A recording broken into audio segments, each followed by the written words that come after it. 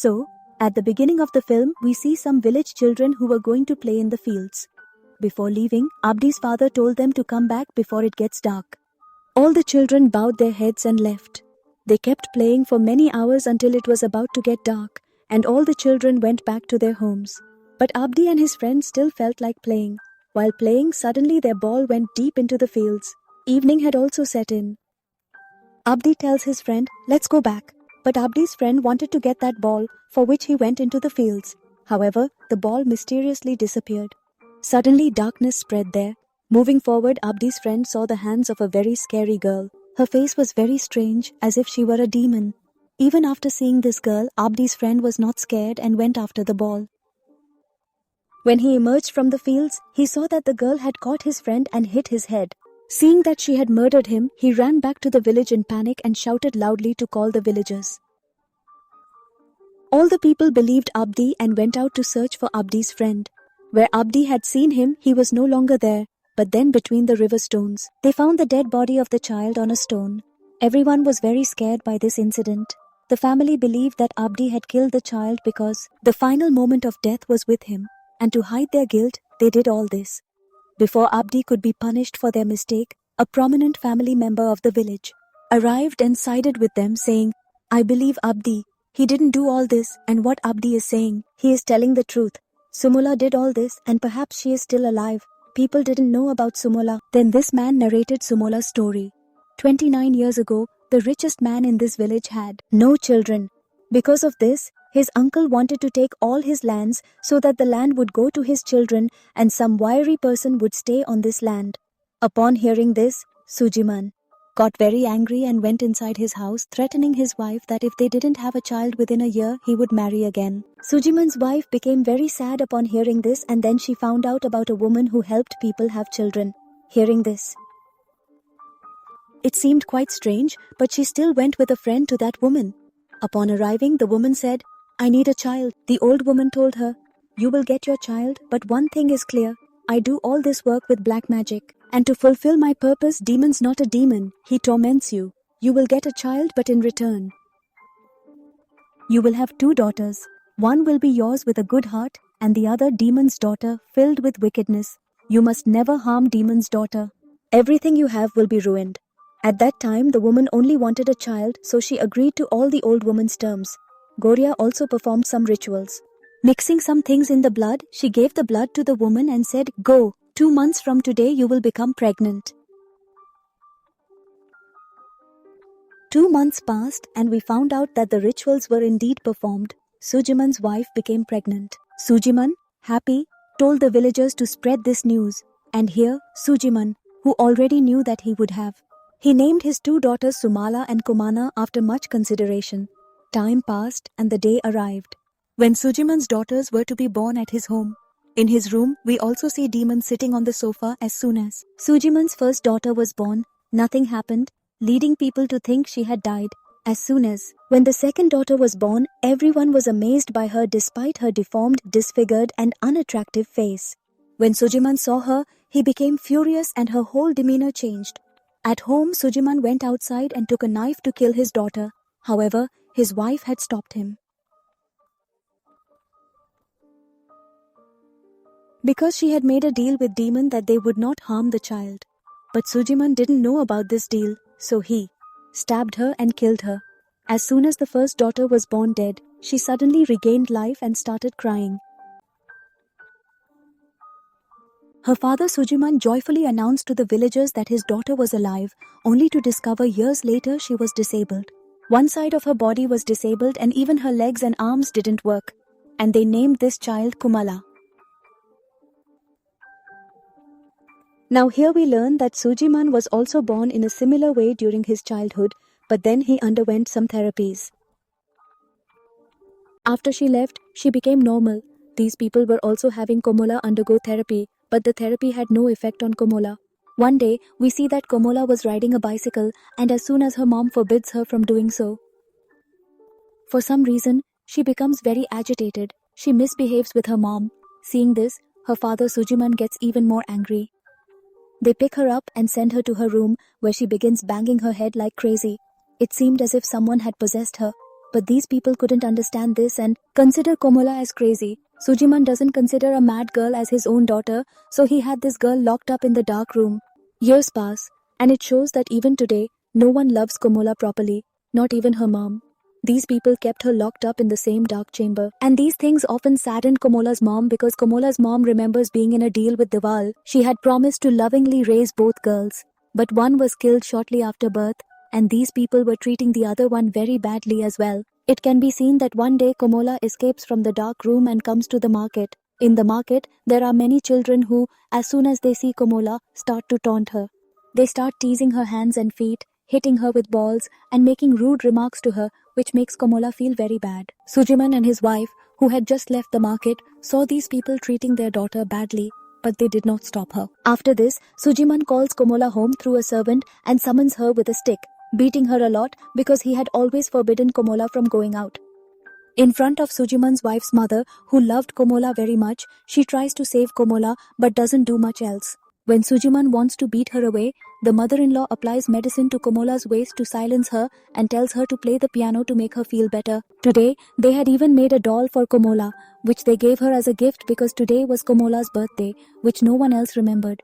At night, Kumala has a thought, and at midnight, the door of her wardrobe is locked.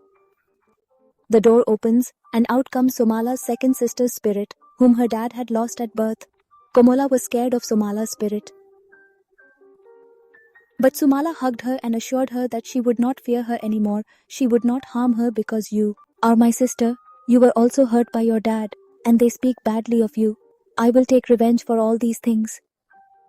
After saying all this, we see Sumala's spirit appearing to laugh maliciously as if she is planning something evil.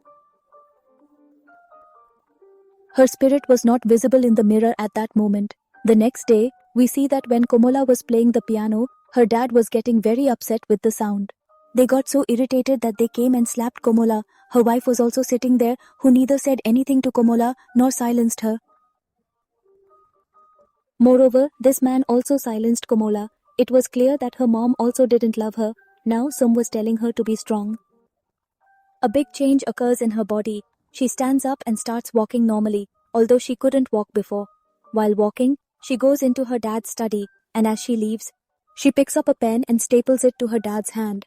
Her dad was astonished to see that his daughter could walk properly. Moreover, they had acted in such a way that Soedjiman's suspicion doubled. All this was not done by Kumala, but by Sumala's spirit. But Kumala now had to face the consequences. Her dad tied her to a cross tightly and hung her in the courtyard, and no one helped Kumala.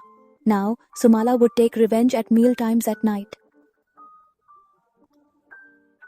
When Kumala is taken to feed, Sumala's spirit poses again. She twists and causes Kumala to strangely remove her clothes and do strange things on the dining table. She says something, after which she was acting strange. Even doing this, Kumala's mom was very angry, but when she looked in the mirror and saw that she was doing all this, Sumala's spirit was possessing her, so she became very distressed and scared. Kumala's mother starts taking her away from here. But Kumala frees herself from there and runs away to the town, where she starts eating raw eggs. After some time, when she regains consciousness, her friends ask her, "Kumala, why are you doing all this? You were not like this before." To which she truthfully replies, "I'm not doing all this. Sumala's spirit is making me do all this." Kumala's mom had also heard these things, and now she became scared. It seemed she knew that they had broken the deal made with the demon. And now, according to that woman's warning, their entire family would be destroyed. She knew that if in fixing all this, someone could help with this, she would have grown old. When she went to meet her near the river, the soul who helps her cross the river tells her that the woman had already died long ago. Now she became scared and told her mother all the things. Reveals all the details that she had taken the help of a demon to become pregnant, had made a deal with a demon, and she has broken that deal. After which, a lot is about to happen. Time keeps passing, and we see that even after years, people with bad intentions continue with Kumala. Some keeps asking their master, Soedjiman, to stop this oppression on Kumala, but he does not agree and says that Kumala is becoming more and more unruly day by day, and it is necessary to punish her. Despite his punishments, Som goes to Kumala and tells her, "I am yours, and I find you very dear." Hearing all these things, Kumala's heart continues to grow even more towards Som and less towards her own parents. The next day, we see that to trouble Kumala, the same children who met her in the market used the pretext of playing with Kumala, called her downstairs, made fun of her, smeared mud on her face, and hit her with a ball before leaving. When they were told by auntie that Som wasn't with them and was sent away, Kumala's parents watched but did not stop those children. Why Kumala came outside? As punishment, they confined her again in the dark room. But at night, Kumala's aunt hears some strange sounds from the dark room. She went to check, but her supervisor told her to stay put, saying it was all her imagination. However, her mother's intuition was completely right. Kumala had freed herself because Sumala's soul had taken control over her. She grabbed a dagger and left for the fields, and we see that Sumala follows her. She went to the child who had mocked her disability. Seeing Kumala walk and watching Sumala behind her, the child turned badly before he could run towards his home. Kumala caught him by the leg and, holding him in her hand, stomped on his waist and killed him. Then she went to the other two who had also gone out at night. First, she scared them a lot, made fun of them, and then attacked and killed them as well. The next day, the parents and the entire village started searching for the 3 children who had died overnight.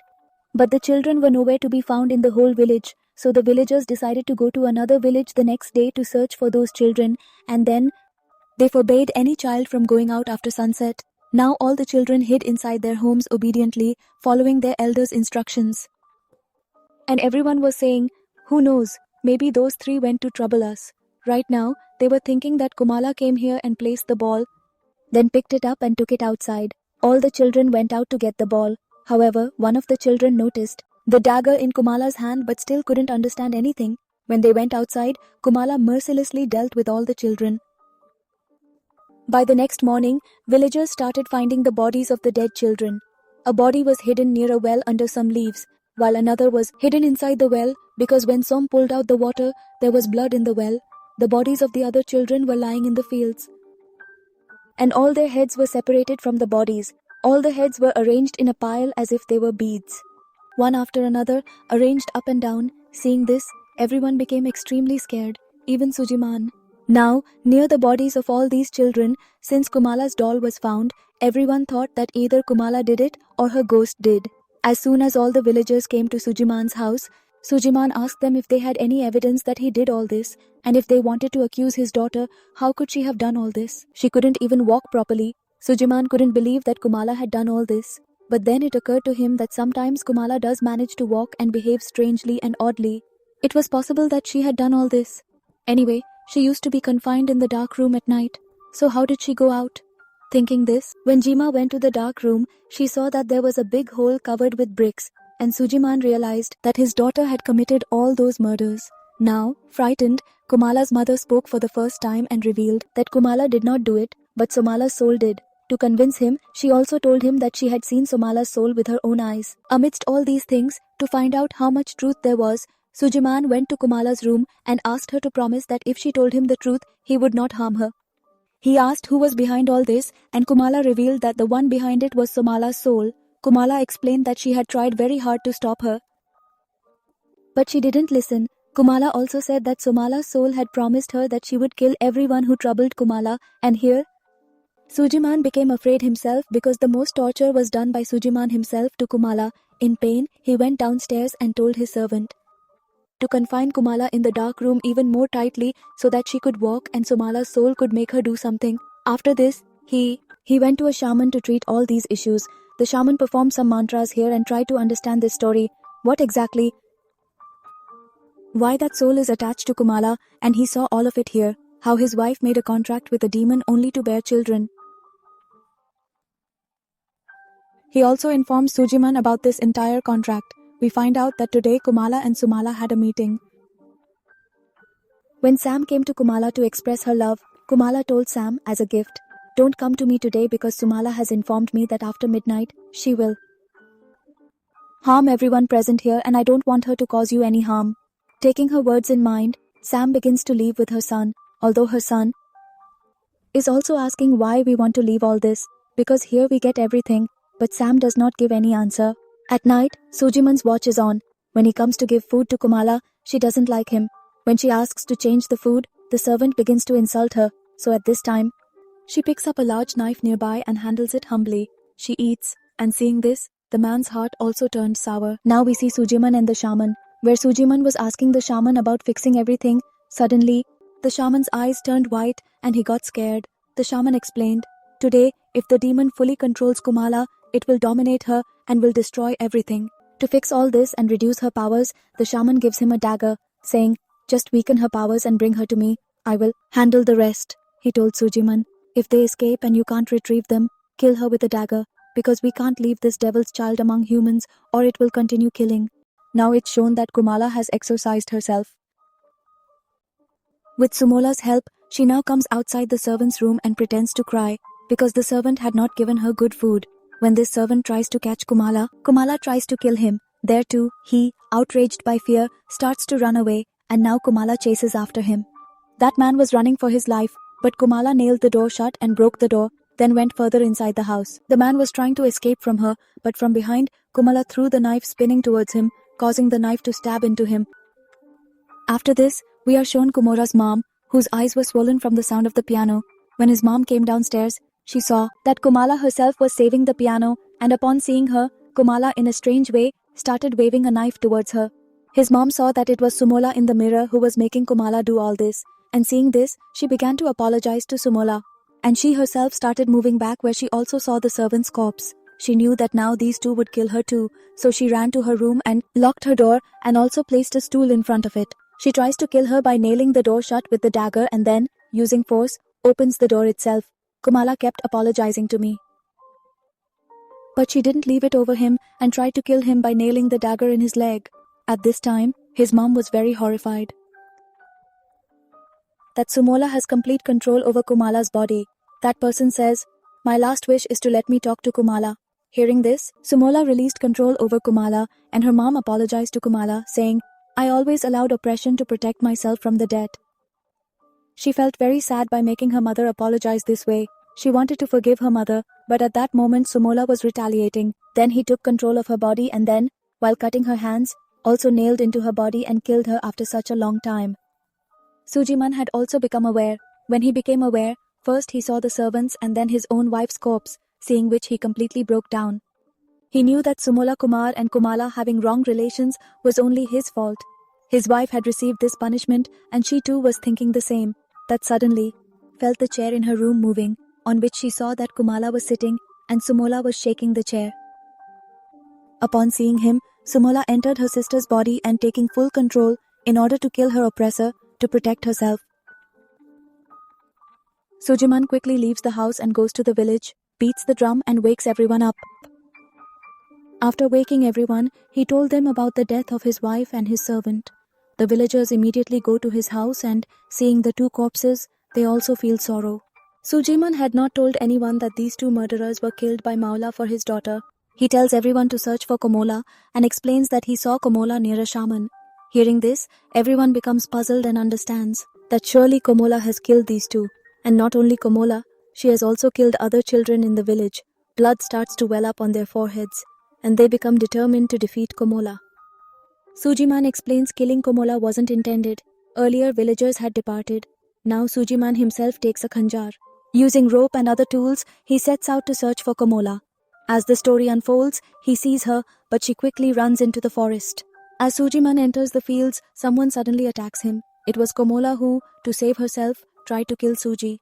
He picked up a nearby stone and struck Kumala on the head, knocking her unconscious. He wanted to kill her but couldn't because he realized that the mistake was his. All the mistake was of Sumala and his wife. Due to their lack of love for their daughter, she was feeling a great deal of sorrow and resentment. He started crying bitterly, even locked his daughter in a sack, but saw that suddenly his daughter had disappeared from the sack. So Maula had actually taken her out of the sack, and she advanced to attack your throat. But in this deadly fight, Soedjiman didn't let go and attacked Komola's heart. Finally, she falls and later regains consciousness while smiling. Soedjiman, seeing her, was terribly confused than Komo. She told him that since Sumol came into this body, his entire body has been taken over by Bajal. His heart had also shifted from the left side to the right side. Because you did not take care of his heart, neither did he die nor did I. Now Sumola accepts her fate.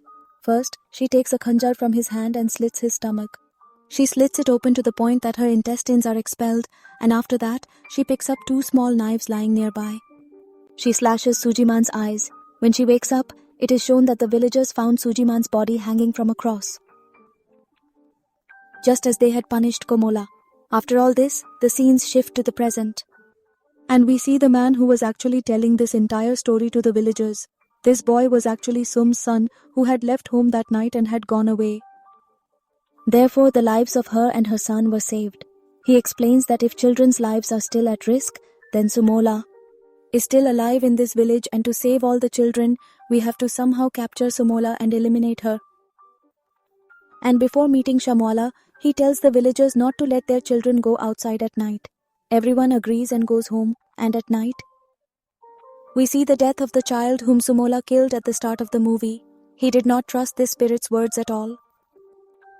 He thought that Abdi had done all this work, so to kill Abdi, he comes near Abdi's house at night and at that spot sees Sumala, who at this time was devouring the body of a dead man. And just showing this, the movie ends here, stating that this is a true story in Indonesia.